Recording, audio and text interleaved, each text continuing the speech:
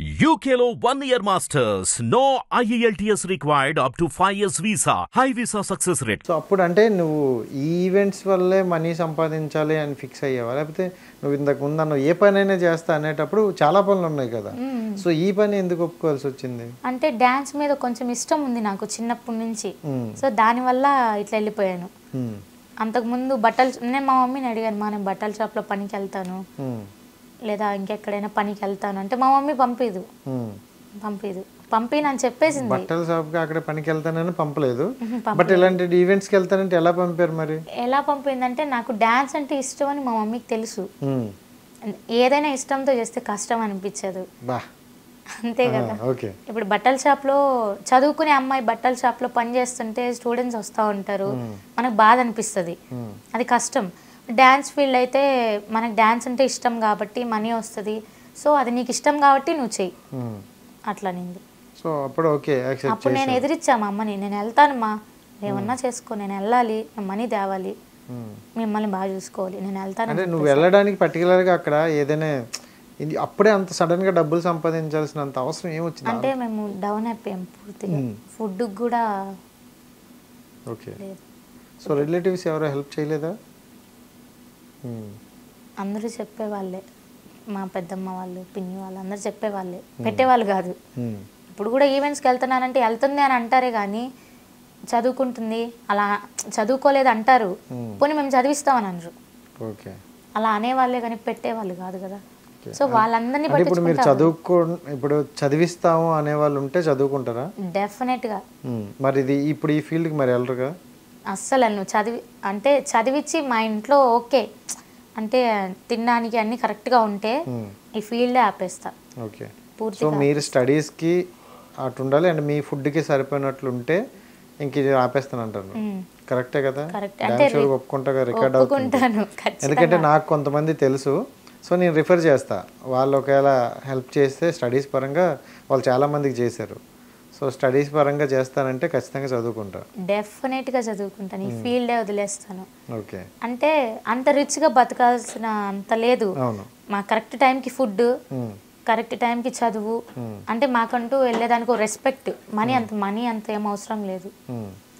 And మీ ఫీల్డ్లో చూసుకుంటే conductor Jhansi అవ్వచ్చు, కవిత అవ్వచ్చు, సో ఇలాంటి వాళ్ళందరూ ఈ మధ్య కాలంలో సో పాపులర్ అయ్యారు, జనాల్లోకి తెలిసింది.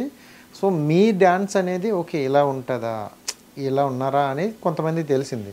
సో వాళ్ళు పాపులర్ అయిన తర్వాత మీరు జనాల్లోకి వస్తున్నారా?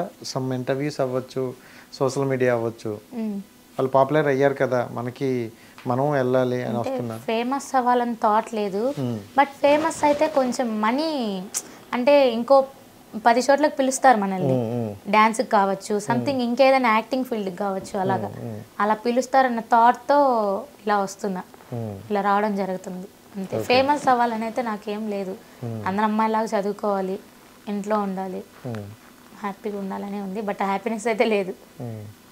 వస్తుందిలే, మంచి రోజులు వచ్చాయి. సో లైఫ్లో అంటే ఇంకా నీ లైఫ్ మొత్తంలో ఇది నా గోలు, ఇది రీచ్ అవ్వాలి అని ఏమైనా పెట్టుకున్నావు?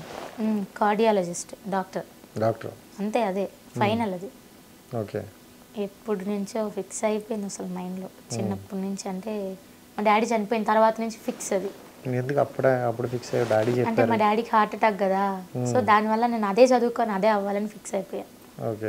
కానీ చాలా మందికి ఉంటుంది కానీ అవ్వాలి చేయాలని, కానీ దాన్ని రీచ్ అవ్వలేరు కదా.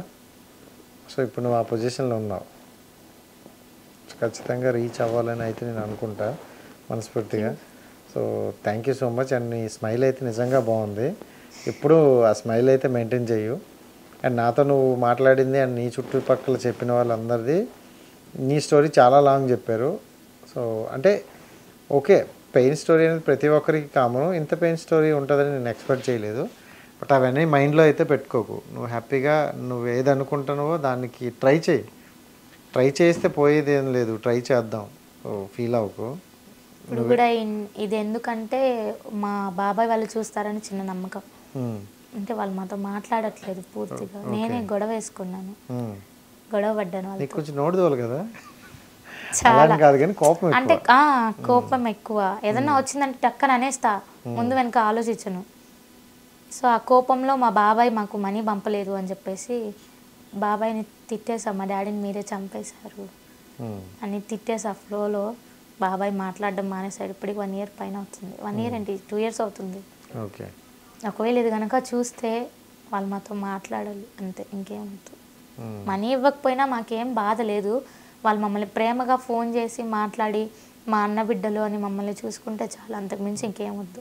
ఖచ్చితంగా చూసుకుంటారు, ఎందుకంటే ఎప్పటికీ రక్త సంబంధాన్ని ఎవరు వదిలేసుకోరు.